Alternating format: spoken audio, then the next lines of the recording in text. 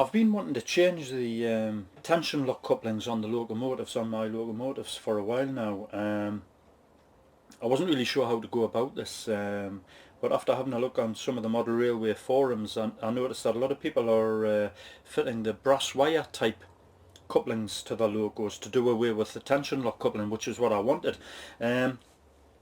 Partly the reason why I wanted to do that was I wanted to fit pretty much all the buffer beam detail that I could to you know, my class 37s. I haven't fitted any on this locomotive yet, but obviously to be able to do that and not cause any problems with the coupling, you need to have the best to have the coupling removed and a different coupling in place instead, because some of the buffer beam detail tends to hang down quite low, and it's easy for the tension coupling to catch the buffer beam detail, you know, as the bogey's going from side to side, as you're going around curves and you're going across points, etc. It can foul the buffer beam detail, you know, causing derailments, or, you know, snapping some of the you know, the delicate brake pipes off, and or other things like that.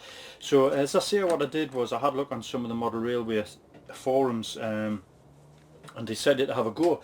After looking at some of the different types of wire couplings, I decided to have a go at making some for myself. Now, I've already fitted one on this end of the logo, which I'll show you in a sec, but I just wanted to run through with you some of the bits and pieces that I've needed for to make mine. I don't know if there's any videos available showing how these are done, but I thought I would do a one, or maybe a couple of videos depending on how long it takes, showing how to make these, just, you know, in case anybody was thinking of doing this and they weren't really sure where to start. I thought, well, I'll do a video which hopefully might explain things a bit better. But anyway, some of the things that you're going to need to do it is, the first thing is a pin vise. Now, I've tried using a Dremel for to drill the holes that go into the, you need to drill the holes, into very fine holes into the buffer beam, and, you know, just at each side of the buffer there, and to hold the class 37 and use a Dremel at the same time trying to drill the holes in is virtually impossible, because the Dremel tends to be sort of very top heavy and it really makes it difficult to do. So one of these pin vices is ideal. I got this one from my local model shop. I think it cost about £3 or £4 or something, and comes with a couple of different size chucks. The other thing you'll need is you're going to need some drill bits. Now, this drill bit that's in the pin vise, I'm not sure what size drill bit this was, because I actually dropped the drill bits and they all came out of their proper little slots that they fit into in the box, so I don't know what size was what anymore, but it's quite a fine drill bit anyway. But obviously when you get your brass bar, if you just match it up with the brass bar, you'll know what size drill bit you need to use. Other thing we're going to need, we'll need a ruler for to measure the brass bar, a modelling knife for to put an indentation in the brass bar. It just helps to mark the bar to cut it. It makes it a little bit easier to find the mark. Some diagonal cutters for to cut the brass bar. Some needle nose pliers for to bend the brass bar.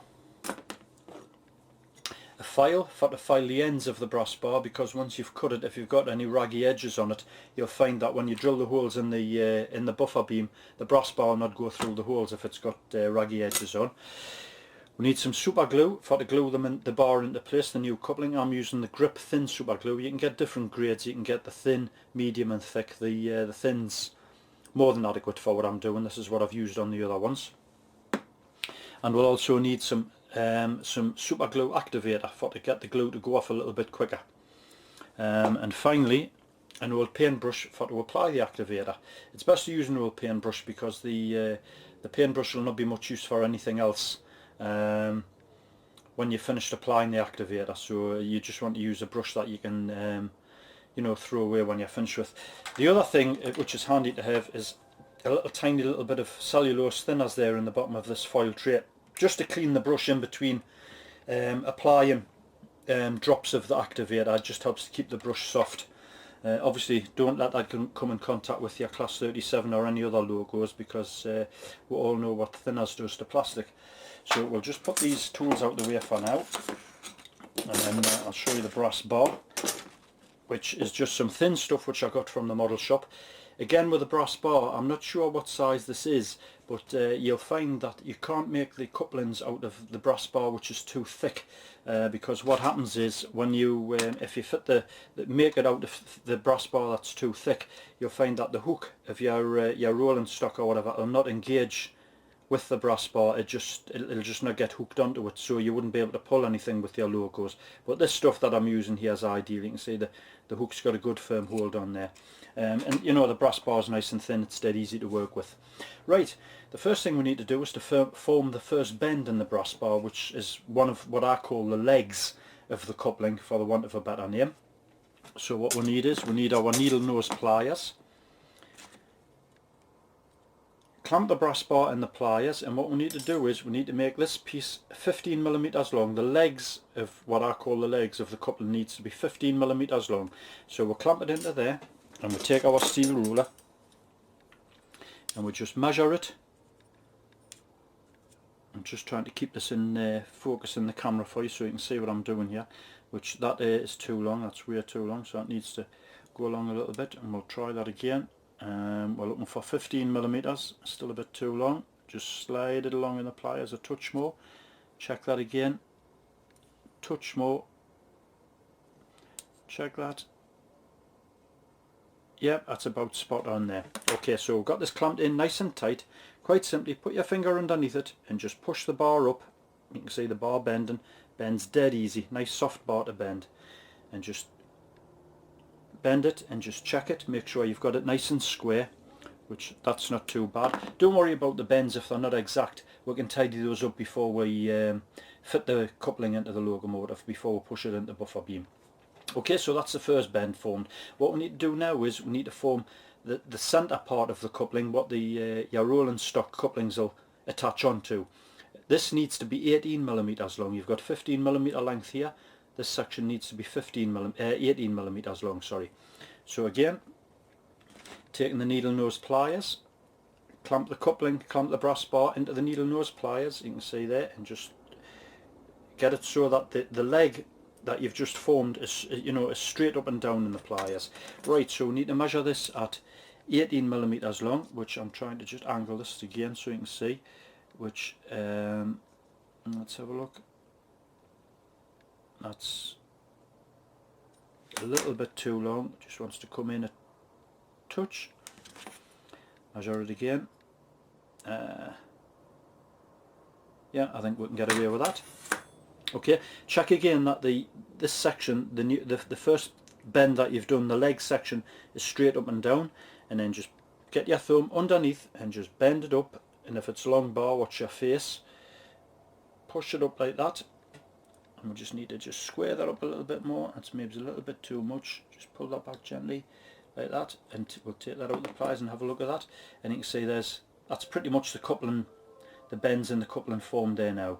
So as I say, the dimensions of the coupling, you've got 15mm here, which is the leg section. This bottom part where the your rolling stock couplings attach onto is 18mm. So we now need to make this other 15mm section here. Now to do that, what we'll do with this is if we'll place it on the cutting mat, and I hope you can make out what I'm doing here. Slide the ruler up on the first section, the first leg section, up to the tip, which is just on the end there. Okay, take the modelling knife and just press it. Use an old blade for this, don't use your best blades. Square that up there and just push the modelling knife into the brass bar, and it puts an indentation into it. And I don't know whether if you can pick that out on the camera or not, but there's a little indentation there. You might just be able to see it, what the needle nose your diagonal pliers, the cutters will just fit into. So you just slide it along until the jaws of the pliers engage with that little notch in the brass bar. When you cut your brass bar, don't cut right through it with the diagonal cutters, because what happens is it deforms the end quite badly, and it takes a while sometimes to file it to get it just right to go through the hole. So what I normally do is I just put a little bit of light pressure on the handles, and then just start and work it back and forward, so you're actually snapping the brass bar instead of cutting right through it. And if you just keep going back and forward like that, it's starting to go there now, and that's it there. that's it cut. Okay, so just put that to one side. Just check that again. That's looking pretty much okay. So what we need to do now is, as you can see, if you look at the two ends in the camcorder, you can see that this side's clearly deformed compared to that side. That was the end of the new bar that we used, and this is the cut end. So what we need to do is just need to get our file and just hold it and just go around the edges like that. It doesn't take much, and just take any raggy edges off. You can feel them under the file as you're filing. That feels pretty much okay. Right, okay, so there's the coupling made there now anyway. Okay, so what we need to do now is we need to get the holes into the buffer beam, which we'll be using the pin vise to do that, which I showed you before. Excuse me. Right, what we need to do now is to remove the old tension lock coupling. Now the way that I do this, I've seen people to just get a hold of it and just pull it out. What I like to do is I like to just get my hand underneath the bogie and just sort of keep a hold of the bogie so you're not pulling on the bogie. Get a hold of your coupling and just simply pull it out, and that's it there. It comes out dead easy, not hard to do. Okay, now that oblong hole there where the coupling was fitted into, you can actually file that down, or you can cut that off altogether so it's flush with the bogie. I didn't do that on any of mine, and I haven't had any problems with it being there. It hasn't, you know, it hasn't got in the way at all. Okay, right. So we need the holes in. So we need our pin vise, and as I said before, you need to be drilling as close to the buffers, as close into the buffers there as you can get. You want the coupling that pretty much that sort of width, which is about 18mm, and that way it gives you plenty clearance for when you're going around curves and over points or anything like that. Your rolling stock tension lock coupling will not foul the sides, and you know, it'll not foul the sides of the coupling there and become derailed. It's got plenty of room to slide around on. So anyway, what we'll do is we'll just line. It's hard for me to do this, so you'll have to excuse me if it goes off camera, but just sort of line it up there and just start the hole, start it on an angle, and it just goes through nice and easy just to get it started. You'll feel when it goes through because it just sort of suddenly becomes easier. And that's it through there. That's the first hole in. I just want to double check that under the light. Yep, that's fine. That's that hole there, and we'll just sort of put the drill in and just make it a little bit bigger, just to make it a little bit easier for the brass bar to go through, which is spot on there. Okay, I don't know whether you'll be able to see the hole. You can see the buffer beam detail holes in the buffer beam there, but you'll probably not be able to see the holes in the next to the buffer. So what we'll do again is we'll just check that one, and we'll just line that one up in about the same place, and we'll just start and drill that one. I hope you can see what I'm doing here, because it's not easy trying to angle this so I can see and so you can see at the same time. I should have had somebody helping us with the camcorder, to be honest with you. But that's that one through as well. There we go, that's that one through. And we'll just open that up a little tiny bit more just to aid the brass bar going through. Okay, so that's the holes drilled in the buffer beam for the new coupling to fit in. As I say, I don't know whether you'll be able to see that or not, but you know, the holes is there anyway. So what we're going to do now is we'll go ahead and we'll put the coupling in and we'll try it for size, and we'll take it from there.